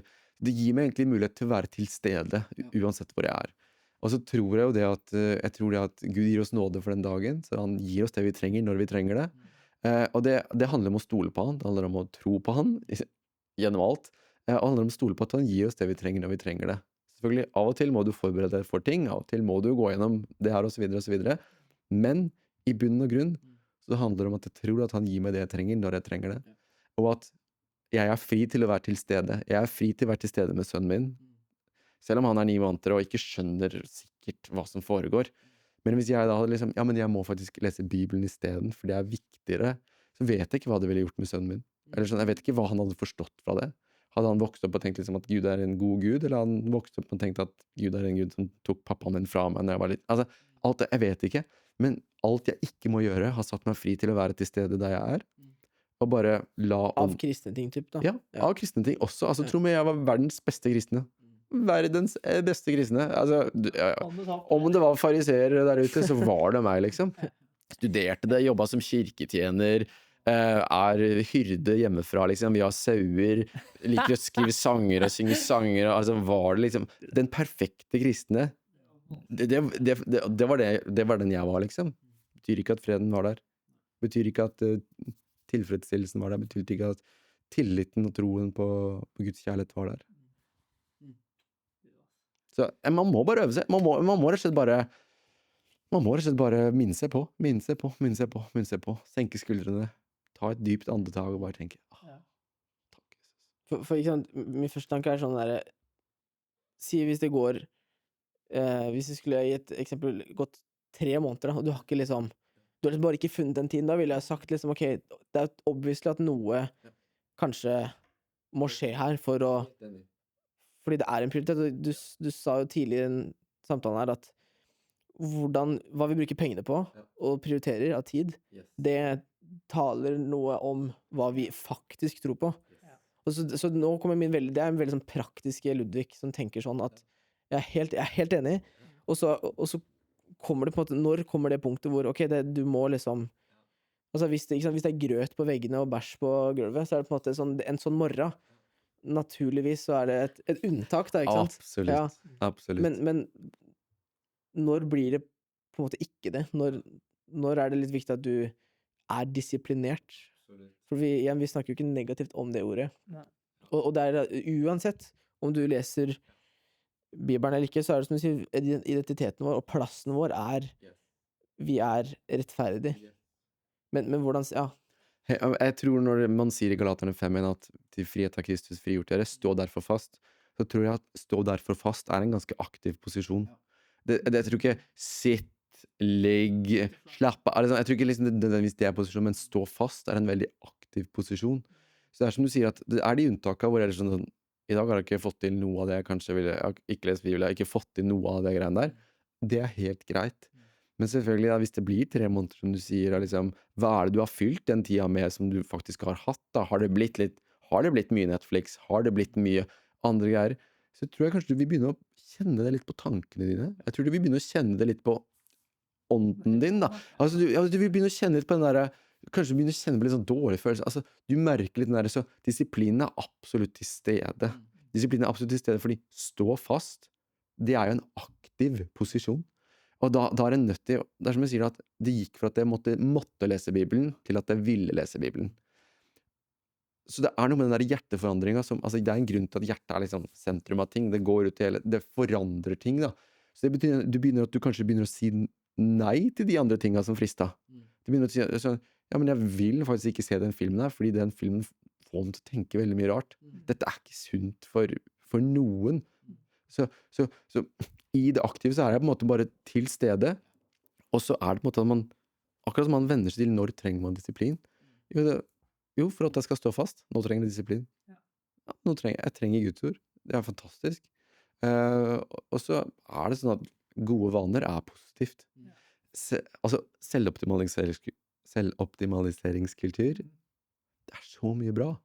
Altså, selvfølgelig er det positivt å spise sunt. Selvfølgelig er det positivt å være aktiv. sånn det i det kristne livet også. Selvfølgelig det positivt å lese Bibelen, selvfølgelig det positivt. Og jeg vil gjøre det, men det nettopp det, det gikk fra, i stedet for å gjøre det for Gud, så gjør jeg det fra Gud. I stedet for å gjøre det for hvile, så gjør jeg det fra hvile. Og da, når du på det hvilestadiet, så får du bare si nei til alt andre som ikke gir hvile. Og da disiplin en del av det. Og så synes jeg det interessant hvordan disse åpenbaringene som har vært viktige for hjertet ditt, det faktisk bibeltekster. Sant? Altså, det her ting du har funnet i Guds ord. Og det jo ikke nødvendigvis at vi sitter og har den der lysten inni oss hele tiden, men det jo en eller annen ting sånn, gjennom å minne seg selv på, ok, Gud, jeg har opplevd at han har talt til meg gjennom Bibelen før. Og det vil man jo, sant? Men jeg også kan falle inn under en tanke noen ganger om at liksom, nå gikk jeg liksom 5 dager og hadde den tiden jeg ville ha, og så kom helga, og så bare røk det. Og så tenker jeg sånn, det sånn syk rar tanke som, man skjønner hvor rart det når man sier det ut høyt, men så kan man tenke at jeg må liksom bygge opp jeg må bygge meg opp igjen til der jeg var med Gud. Ja, for nå har du gått tilbake. Ja, for og det tar kanskje 3-5 nye dager da, mer konsistent. Hvis det går 2, så bommer jeg på 1 dag, så det på en måte sånn, og det merker jeg at den tanken til stede i livet mitt noen ganger da. De tankene så utrolig glad for at du setter ord på dem. For det i det du kaster lys på disse tankene, at du faktisk kan utfordre dem. At du faktisk kan ta, ok, har jeg tenkt dette her? Wow, og det derfor vennskap, fantastisk viktig, kompisgrupper, venninnegrupper, komme sammen og liksom være åpne og ærlige, liksom sånn, nei, men alt går bra med meg, jeg har ingenting jeg har ikke tenkt en eneste ting, jeg. Altså selvfølgelig så har du tenkt på ting. Vi må begynne å være ærlige med de tingene vi tenker på, sånn at vi kan hjelpe hverandre, sånn at vi kan være et fellesskap av kristne som sånn, takk for at du sier det, kan jeg utfordre tanken din? Hvorfor tenker du det du tenker? Det egentlig noe hold i det? Tror du egentlig det? Eller kan du faktisk bare kaste den ut? Og liksom når den kommer tilbake, så kan du si, forbli ute, du kan stå fast. Så har du disiplin, når du faktisk trenger disiplin, og så disiplin en gave, ikke en slavedriver. Det interessant også, bare nå, jeg har begynt å lede gudstjenester i kirka mi, som kult. For jeg synes det fint liksom å engasjere meg i menighet sånn. Og så bare, jeg ledet nå på søndag, og da også hadde liksom morgenen gikk fort, og jeg måtte tidlig opp, og jeg måtte liksom skynde meg, og pastoren, jeg skulle møte med pastoren en time før gudstjenesten, og han kom kjørende forbi, og jeg var ikke helt fremme, så jeg fikk sitte på med han, og jeg var sent ute. Jeg hadde en litt treig morgen.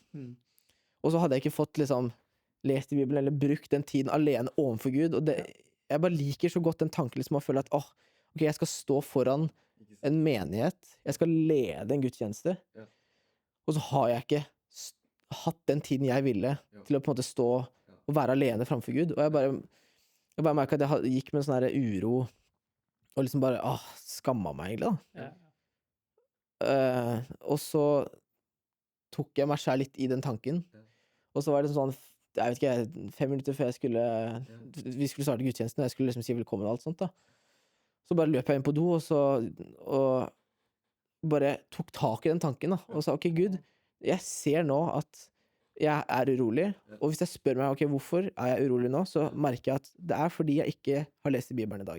Det fordi jeg ikke har hatt den tiden med deg i dag. Og jeg føler på det fordi jeg føler jeg burde og må det da jeg skal stå foran menigheten. Og det ikke at og det jo en fin tanke i seg selv. Ja, fin tanke. Men jeg bare merket at det brakte bare liksom død inni meg da. Og så, men da, så bare på do. Jeg har hatt mange sånne typer samtaler med Gud på dass, seriøst. Du har vært mye på do. Det god sted. Du har fredag morgen. Ja, det kan vi være. Det kan være flere av oss som har vært mye. Nei, men jeg synes det gøy, eller kan jeg dele når du sier det, for da, det som litt gøy for min del, å høre bare den samtalen vi har hatt nå, at i sted så nevnte du at bare siste uka så har du hørt så mange bra taler eller podcaster om håp, om diverse. Nå nevner jeg bare det du nevnte. Og så det så lett å tenke oss liksom, ja, men akkurat nå skal jeg ha liksom, nå må jeg være i Bibelen for å få noe for akkurat nå. Men jeg tror vi kan høre Guds stemme på utrolig mange måter. Så du kan ha hørt den gjennom en tale, du kan ha hørt den, altså, siste uka, forstå meg riktig da, så det sånn, du jo egentlig full av input. Du full av utrolig mange gode taler, utrolig mange gode podcaster. Du har vært i Bibelen sikkert så mange ganger. Du har bygd opp, det finnes så mye i det, som Gud kan bruke når han vil, uten at du overhodet tenker på det. Så i en sånn situasjon da, så det selvfølgelig sånn, ok, det er kanskje positivt å være i Bibelen før man skal lede kirken på en måte, men samtidig så det liksom, det ikke noe fordømmelse i det. Det ikke noe skam, og jeg fikk det ikke til, nå har jeg ingenting å dele. Bare sånn, vent litt, du vet hvem Gud du vet hva han har talt, og du vet hva han har gjort i ditt liv. Kanskje det noe av det han har lyst til å dele i dag. Så i stedet for liksom, den skammen blir liksom et sånn lokk på liksom sånn, jeg ubrukelig, kan ikke bruke meg, så det sånn, ok, du har jo talt så mange ting, så hva har du lyst til å tale i dag? Så jeg tror veldig mange trenger 10 minutter i stillhet enn 10 minutter i Bibelen av og til. Ja, men det helt sant. Og jeg tror liksom den tanken som jeg falt innunder 5 minutter på do før jeg skulle lede gudstjenesten, var litt den der at det som at liksom, jeg følte at jeg har ikke Guds hånd over meg i dag, liksom, fordi at jeg ikke møtte opp. Da, sant? Og det er jo sånn som du sa i stad. Han tar den vekk, han bare. Ja, men helt, og det er jo det som så godt med å tale det ut, for at når man sier sånne ting, så skjønner man når man får respons liksom, fra andre mennesker om at det er jo bare teit. Altså, det er jo ikke gospel i det hele tatt. Det går ikke overens med noe. Ja, det da vi dømmer deg, ikke det? Men det er så mange, men det er jo så mange sånne tanker alle har. Og det en sånn øvingssak er jo å ta tak i det. Altså, det er 100% alle tenker det her. Eller hvorfor går igjennom forskjellige perioder her? Du hadde også tenkt at jeg ikke kunne lede gudstjenesten i sted. Ja, Nei, men det er sant. Og, jeg tror ikke du kan lede fremover, sånn for å si det sånn. Nei, men det er bare så godt å tale det ut, og egentlig veldig ofte bare for å høre det selv. Og det er det, så hvis det er sånne ting, hvis jeg føler på et eller annet uro, så er det bare, ok, men stopp opp litt. For jeg tror sjeldent vi egentlig stopper nok opp. Det er det vanskeligste. Instagram, sosiale medier, det er så 1000 ting. Jeg bare merker at jeg drar opp telefonen i de minste pauser. Hvis jeg og kona mi skal sitte og se et eller annet på TV-en, og hun bare skal hente et glass vann i 3 sekunder før vi kan trykke play, og så rekker jeg å se 2 reels, og så kommer vi tilbake. Whatever. Det prøver jeg å lære meg litt, å ta tak i de følelsene, de sinnsstemningen, og intervjue den litt. Jeg hørte det var noen som liksom sa at det verset om å ta alle tanker til fange, det på en måte at hvis du får en tanke, altså intervju den tanken, spør den tanken, hvor kommer du fra? Hva din hensikt? Hvem har sendt deg, på en måte? Hva skal du i hodet mitt? Og det på en måte sånn, det å faktisk stille de spørsmålene til tankene. Og da må man ha den roen også, da. Og det er det som vi nesten sjelden har, da. Fordi vi bare går videre. Og da har vi gjort det, men så går vi videre til noe nytt, og så har vi ikke tid til å faktisk ta det i fange, eller hva man kaller det. Nei, så det er bare godt å for meg å si men det er veldig bra. Du kjenner en sånn fred der i podcasten nå. Det er fantastisk. Altså, det her har vært en insane god samtale, Lars Ove. Det her tida flyr. Det gjør det, og det er så mye mer, og du har så mye mer, vet jeg, og jeg også har mange tanker da, men vi får... men det er det som er greia. Vi kan snakke det ut, vi kan dra det ut, og vi har hatt så mange gode vinkler nå.